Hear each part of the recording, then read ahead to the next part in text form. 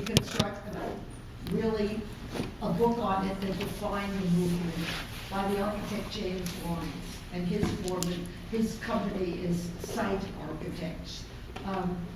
And you know what? SITA stands for something, and I have forgotten what.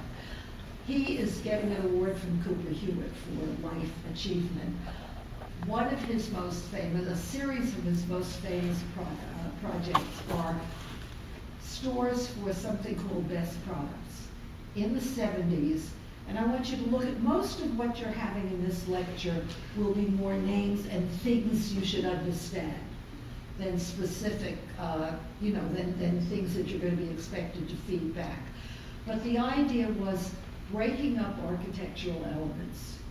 In this case, it's not to make a statement so much as it is to call your attention to stores. This was a chain of inexpensive jewelry stores that were on the highway, in the Northeast, off the highway. So you would drive by and you would see that and say, what the heck is that? It looks like it's falling down. And the idea would be you want to go in and see the store. So all of these were designed to call your attention to them, to be provocative. So this one looks like the bricks are falling off. This one looks like the front section is separated from the rear section, and there's an alleyway of trees in the center. This one looks as though it's peeling off. This one has a whole side of the building cut off. And inside, they're rather conventional spaces. The idea is this is acting as a sign to get you to come in. The most famous, perhaps, most famous single piece of deconstructivist architecture is Frank Gehry, the architect's own house. And one of the things that I should say is this house still exists. I visited it last year. You can't go in, he lives there. But I went to it and we looked over the setup.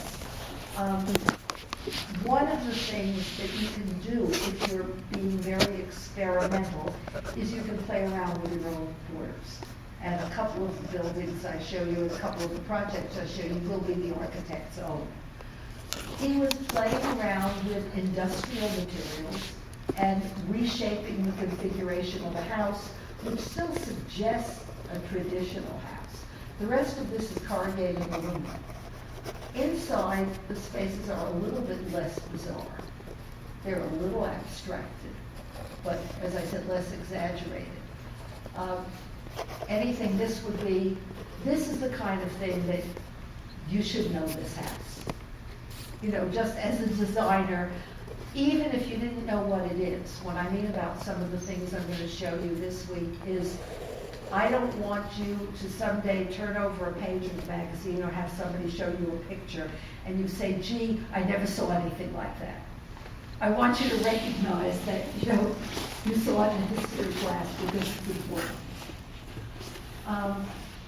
And this is similar, less famous scenes of this house. And they're very weird looking, but inside they're a little bit more conventional in space, maybe looking a little postmodern.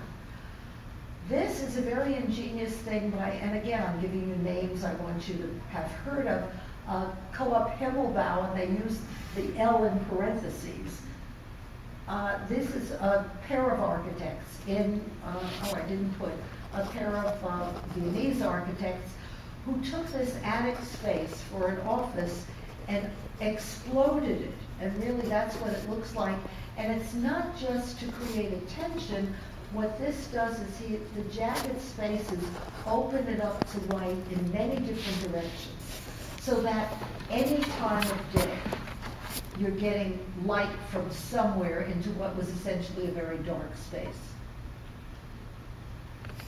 Zaha Hadid, how many of you have heard of Zaha Hadid? Okay, but not all of you, which is one of the reasons I'm showing you this. Zaha Hadid is the most famous woman architect in the world now. She is, I would say, one of the 10 most famous architects, male or female. She was the first woman to win a Pritzker Prize, which is the architectural equivalent of the Nobel Prize, which started in the I forgot to look up, I think it was in the early 80s. The Pritzker is $100,000 to an architect for a major achievement. And as I said, the first woman ever. However, she's Lebanese, lives in England, now has a practice with 400 employees. So this is a big deal firm. I'm going to show you other Hadid work. She also does not many interiors, she does most commercial work and has designed furniture and objects. The first published work of hers that you see is a projection, a proposal for the Pink Club in Hong Kong. This was a private club. It never got built. Many of her projects were not built.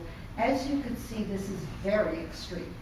A private club, this was really, you had to be very adventurous, especially in 1983, and they wouldn't agree to it. Much of her early work, the exhibition at the Guggenheim Museum is several years ago on her work. I would say there must have been about 20, 25 early projects that were unbuilt. I mean, there are an enormous number of work, things that look like this. She has now shifted from deconstructivist to very biomorphic forms. But things like this remain achievements on paper. Her first built work was the Vitra fire station. If any of you know, Vitra is a furniture manufacturer, a Swiss furniture manufacturer. Their headquarters are sort of on the cusp between Switzerland and Germany. They have a factory, they have a museum, and they have some other buildings there.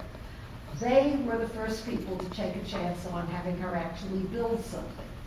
A fire station, also, as you see, in very jagged forms that distinguish deconstructivist work. Peter Eisenman is an architect. Again, I'm giving you the main people who are identified with that style. He's still alive, I would say. He doesn't have an enormous firm, but he's well known, mostly for this kind of center, for this kind of work.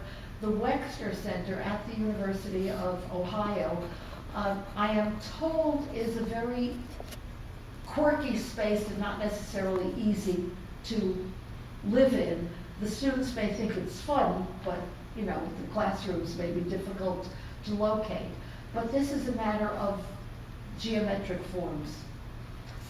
Rem Koolhaas, this is another name you should have heard of. Rem Koolhaas, and I'll show more of his work and his office's work. Very famous early work was an adventurous house done for a client who was confined to a wheelchair. So what you're seeing here on this upright is it's an elevator that goes up through the 3 levels of the house, so that an elevated floor, so that when it goes down to floor level, the client moves out. You know, it's an elevator, but it doesn't take up space like an elevator would. It's really an elevated platform. And the house itself, is much of it is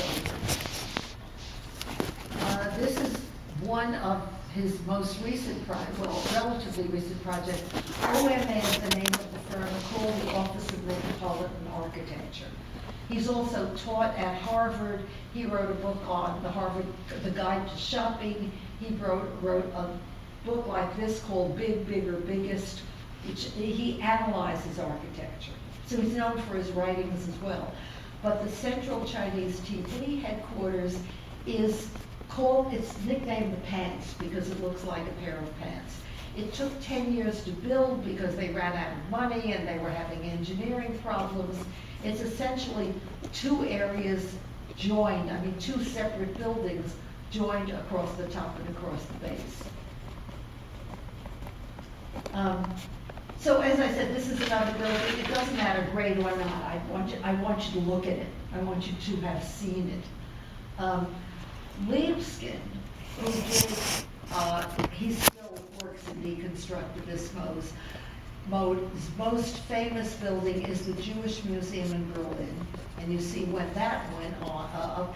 In 1999, he was commemorating the Holocaust and did a work of architecture that in itself, before it had anything in it, for about a year before it had anything in it, people were going to the museum, going to see the museum just because of the building. And what is brilliant about this is the architecture itself is upsetting, or if not upsetting, is disquieting. The jagged frame of it, this is not a relaxed kind of thing. This is giving you a message this is about something unpleasant. So this is one of the examples of using architecture to make a statement. And these are a couple of the interiors here. And as I said, the building was drawing a lot of attention, a lot of press, and a lot of people coming to see it before there was anything inside it.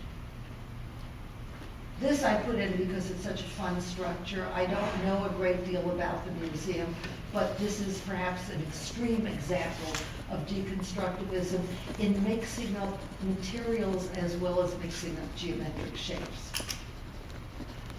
High tech was not so much a movement, and as I said,